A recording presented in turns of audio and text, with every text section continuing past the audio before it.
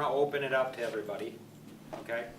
So we can talk about a different topic. Dee, how long are you going to be here? Until it's over. Okay, I'd like to hear that. That's awesome. You're sweet. Nice, nice. Okay, so we can talk about something else. If you have no idea what Dave and I are talking about, that will happen once in a while, okay? It doesn't offend us, just say, Mark, I'm clueless. I have no idea what you and Dave are talking about. I have no idea how it connects to my biggest problem. You take a look at your biggest problem, and the things that Dave and I are talking about will help you in that area. The challenge is we have a problem here, okay? And then there's a solution. You know, there's a solution up here. There's a solution up here. We need somebody to build a bridge between our problem and solution.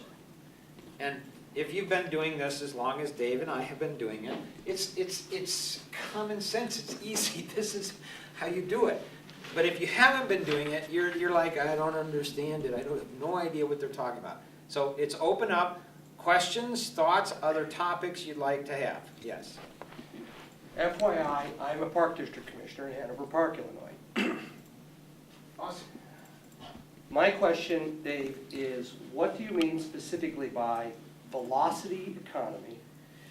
The gold standard changed in 1972. So it moved off of having a gold standard base of our dollar, and it became a movement standard. Right? So what happens is that your value of your dollar no longer is stationary, like most of us think. Right? I was probably 10 years old at the time. So I naturally then feel like that should have a value. A dollar only has value if it moves down, whereas before it had value if it was stationary because it was attached to gold. And you could trade your gold in for, whatever the value was at the time. So when that shifted, largely due to a population increase, what shifted is that how the dollar is valued is based upon its velocity, how much it can move inside of an area. Right? If you took 2 rooms and you gave everybody $1, and you had 10 people in one room, and you said, what you want to do is you want to get as many dollars as you can. Okay? And in this room, you gave everyone $1, and they are 10 people with $1 each. You want to give, right? Give that dollar away as many times as you can. Which one would have a greater exchange? Right? This one never starts. This one never stops. Right? The idea of how to then develop that velocity is what the velocity economy is. Is how do you then exchange the dollars, because that's really what your really value is built on. And we just, as a generation, if anyone's over 45 or so, they feel like that dollar's stagnant, that dollar has a value.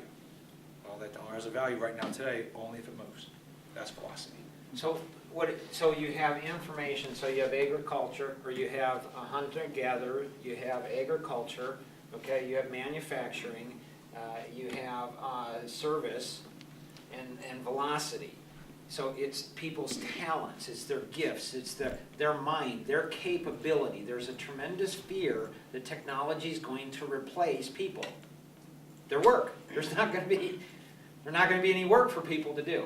That's no different than back in before, where you have the cotton gin, all of a sudden it's going to put everybody out of work. What people don't recognize is the power of the human brain and mind. So velocity is how do you tap the talents, the gifts, the passion of people, and how do you move that all together for something of mutual benefit? Does that make sense? Yes, no? I'm considering. Okay, while you're considering.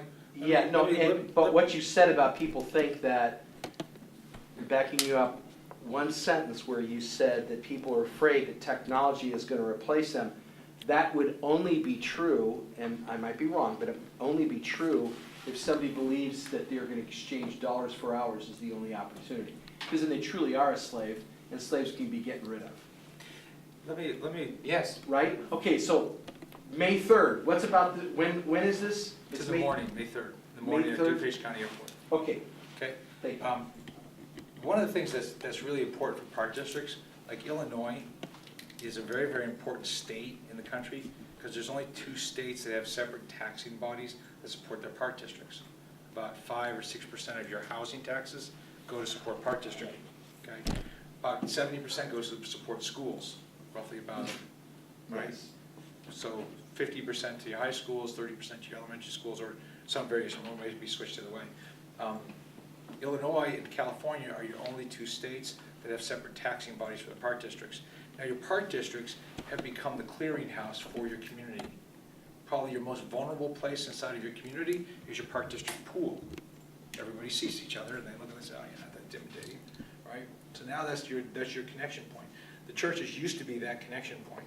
Now it's really your park districts. So when you look at this, what's happening in Illinois, right? You take one step back and you say, all right, there's a dynamic that's going on here that's different than other places in the world because we're a cosmopolitan society. We invite everybody in the world in, and Illinois, and particularly this area, is heavily diverse, right? And that's not the case everywhere.